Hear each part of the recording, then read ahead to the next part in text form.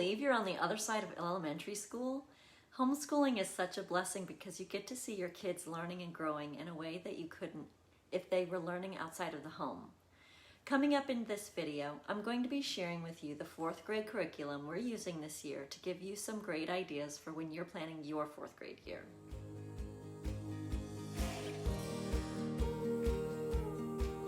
Hey there, and welcome to Our Humble Den. My name is Samantha and a mother of 2.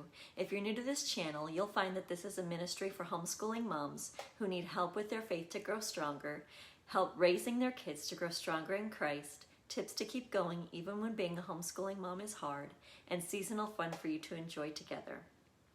If you relate to any of these things and want to see more, go ahead and hit the subscribe button to this channel. And if you're anything like me and you need to set alarms even to remember to feed your kids, go ahead and also hit the bell to receive notifications when new videos drop. Okay, so with that out of the way, let's get into today's video.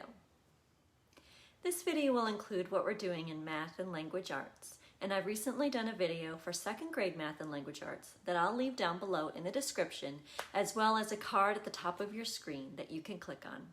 Last summer I also did a video for what we did in 1st and 3rd grade, and I'll leave that link in the description below as well. Be sure to look for the next week's video as I share what we're doing together for our family style subjects such as Bible, history, science, art, etc.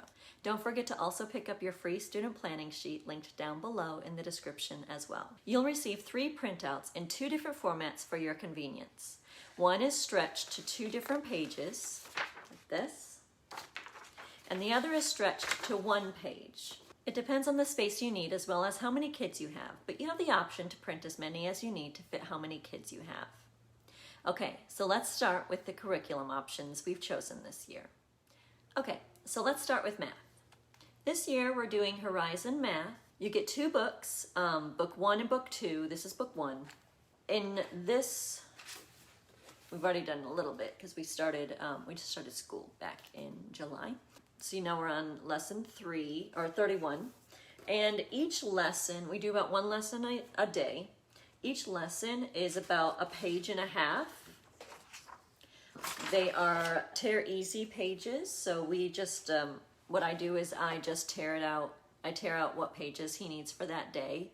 And then I also, this is my preference, but you can do, obviously you do what you like. But what I do is if there's something it comes easier to him, I just kind of have him do, like, let's say the addition, just some addition factors. I just have him do 1 or 2. I don't make him do all the different problems. He normally takes about 20-25 minutes a subject.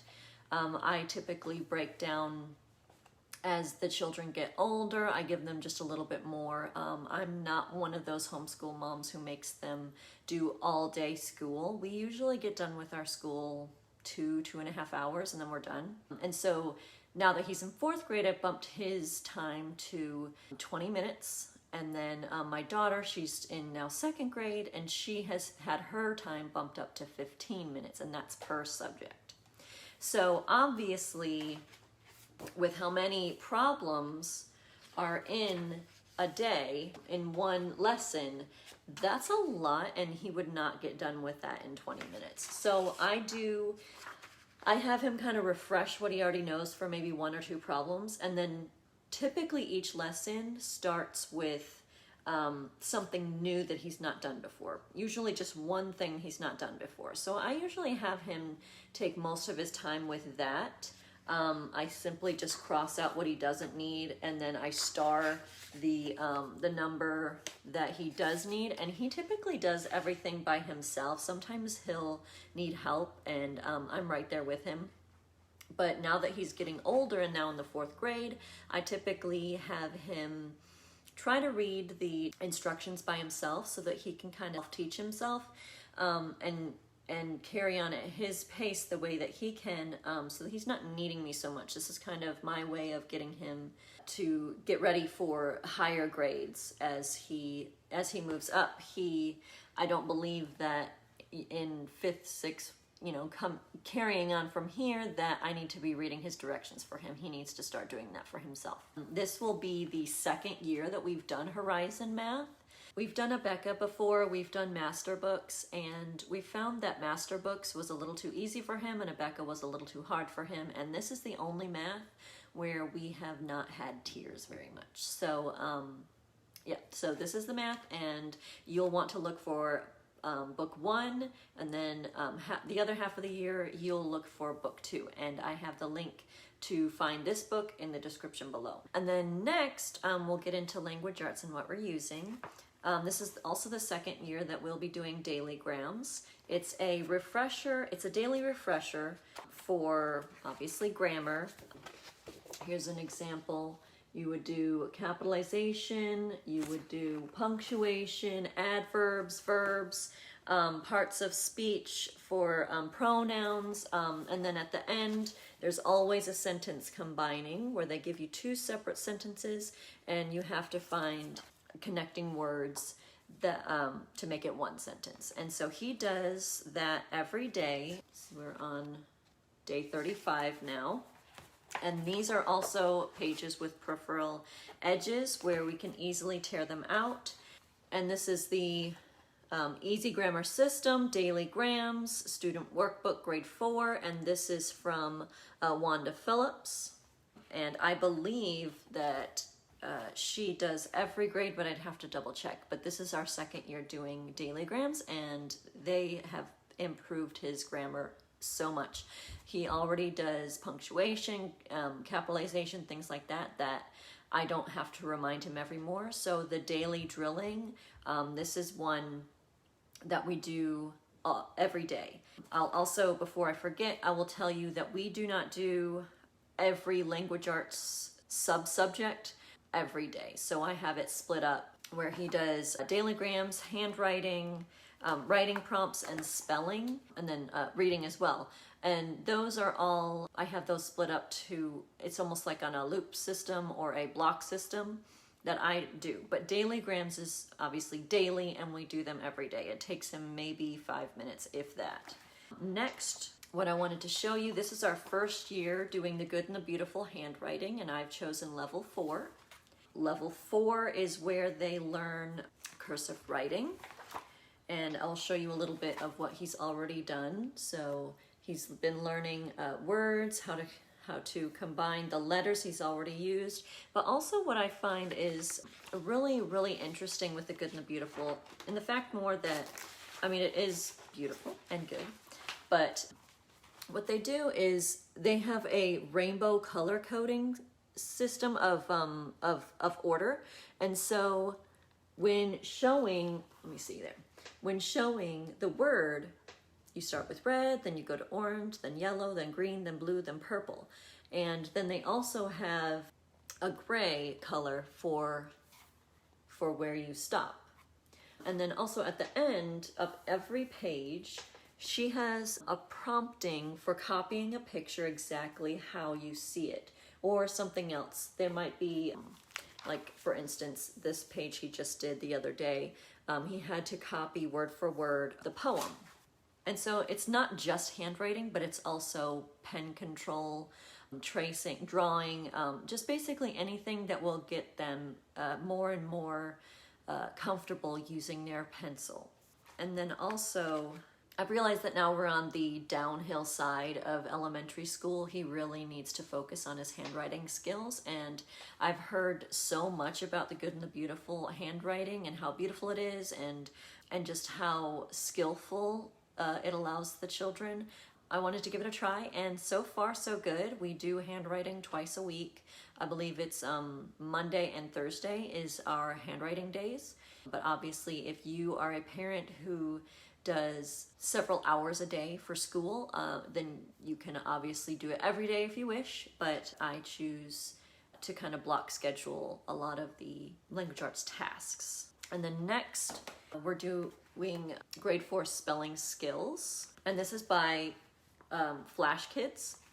So they give way more spelling words than I care to give in a week. So what I do is I basically just pick maybe half of them, but they have about 4 pages per week, and then the 5th day what I do is his spelling test. So he does do this every day. So the first page would be the introduction to all of the spelling words.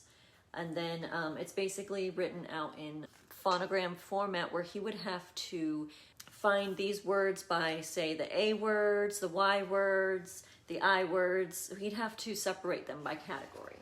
And then the next day what he would do is sometimes there's riddles, sometimes there's questions, and the spelling word is the answer.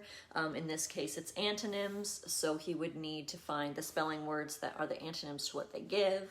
And then classifying here is what he would do next. And then the next day, what he would do is he'd see his spelling words in cursive. And since he is learning cursive this year, I thought that was perfect for him to be able to read cursive writing as he is trying to write cursive writing. And so then the third day of spelling, he proofreads, and they show him the proofreading marks. Like it says, proofread the movie review below, use proofreading marks to correct 5 spelling mistakes, 3 capitalization mistakes, and 2 punctuation mistakes. So they basically give him a certain amount of numbers of things to look for that are not right in the paragraph below. And what they do is they give him marks for what he's supposed to do. Circle it if it needs to be spelled correctly, lines above if it's supposed to be capitalized, or punctuations, things like that. And so what he does is we go over each sentence one by one, and he sees what's right, what's wrong. If he misses something and he's like, oh, that sentence is completely right, I'll be like, and we go over it again.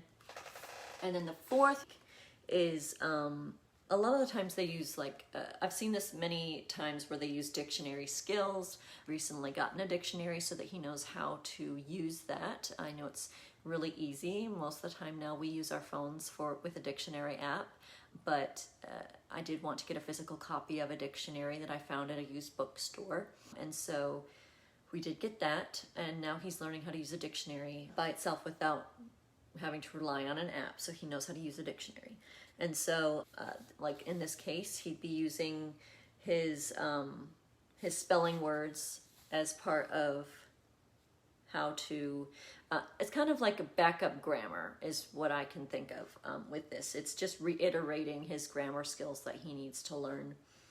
So kind of he gets a daily, like a double dose of grammar, even though in the second half of the day of his language arts time, he does do it for spelling words. So far in the 7 weeks we've done school, he's not really a fan of this book, but it has helped his spelling a lot more. I've seen a difference in it. I think he just wants to get out of doing so much grammar, but I find that it's really important. And then that is all. It ends up the next day, the next page, it starts on the next week. And so with that, I usually put the spelling words that I choose, I put them on an index card, and throughout the week we review them together. I have him also sit down and look at them himself.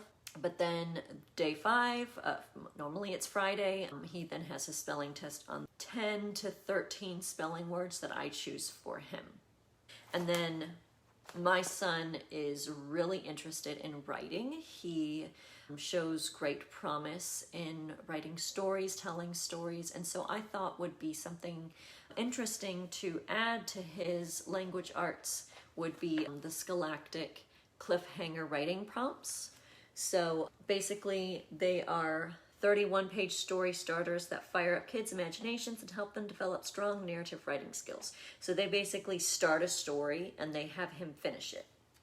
And we usually do this on Thursdays, so it's just one day a week that I add this, just because I find it really important to enhance the skills that they're already interested in. So since he does want to learn how to tell stories and write, obviously the handwriting is very important, but also the storytelling. And so here's examples. This is the story that they've already given him. And then he has to finish it with what he comes up with. There are 30 of them, obviously, but then before that, they give guides as to how to use the book. So they give by steps.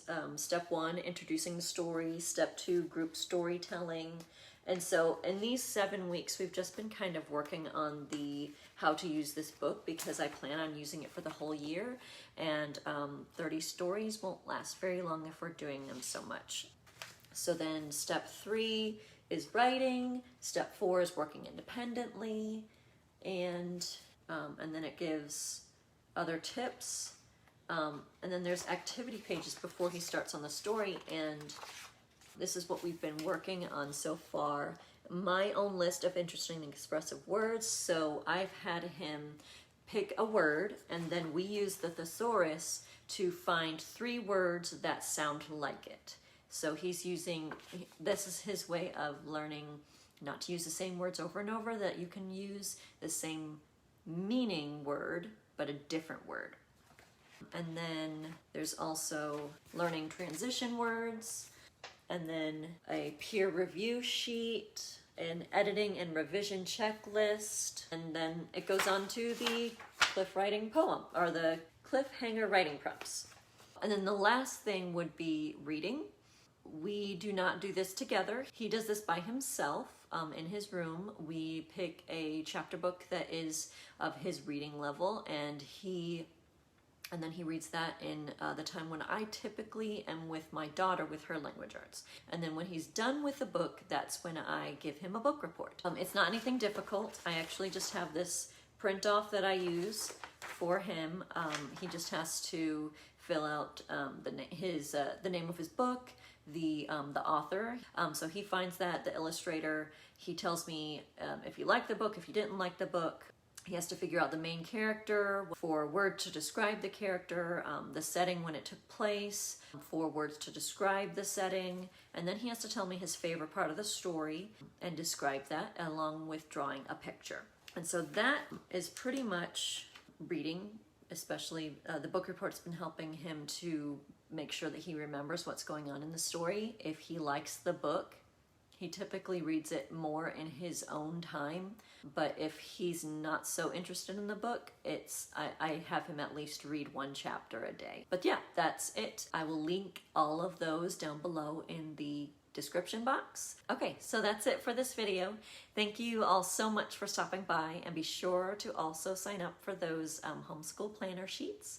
If you liked this video and want to see more content like this, please hit the like button and share it with others to help encourage them as well. If you happen to have certain obstacles in your way that you'd like me to address, feel free to leave those down below in the comments or email them to me privately at samantha@ourhumbledden.com. Don't forget to hit the bell for notifications so that you don't miss future content. If you're interested in receiving more encouragement from me on my end, on a more personal level, please follow me on social media as well. My blog posts at ourhumbledden.com are meant for written encouragement, and this YouTube channel is meant for visual encouragement. But my Facebook and Instagram are there for daily encouragement. On Instagram, you'll get more of a behind-the-scenes look at our homeschooling and motherhood journey, as well as more of a deep dive into the printables that I create to help you. On Facebook, you'll find more of the companionship and sense of togetherness through both my page and the Facebook group that I offer to you. All of these options are also linked below. Both you'll find are beneficial for you.